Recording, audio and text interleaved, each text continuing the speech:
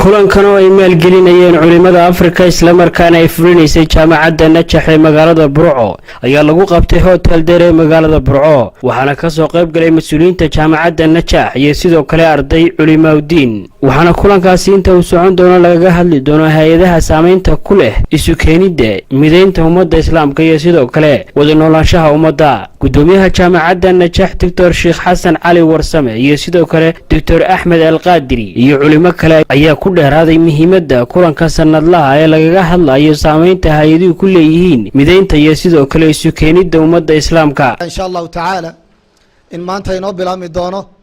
multaqihi sanawiga aha oo sanadkan ay iska kaashanayso jaamacatu Najax fi Burco iyo lajnada maxalliga ah ee dalkeena waxa weeye ka jirta ee raacsan itixaad culamaa Afriqiya oo lagu kulmiyay culimada dawladaha Afrika dhowr iyo kontonka ah oo maanta xubnihiisa iyo sida loo galay iyo macluumaadkiisa insha Allah ta'ala jalsada labaad la idinku faahfaahin doono heegsiguna uu yahay culimada dalalka Afrika oo dhan illa isku xiro la wada shaqeeyo oo laga gudbo qudriga iyo uuxaadiga laga gudbo hadaf noocaas maanta ujeedadu waxay tahay موضوع مهم كمؤسسات كإسلامية نوعي دون تها نقط كالنتا أي كوية لنيان مسلمين تونا وضن نولادان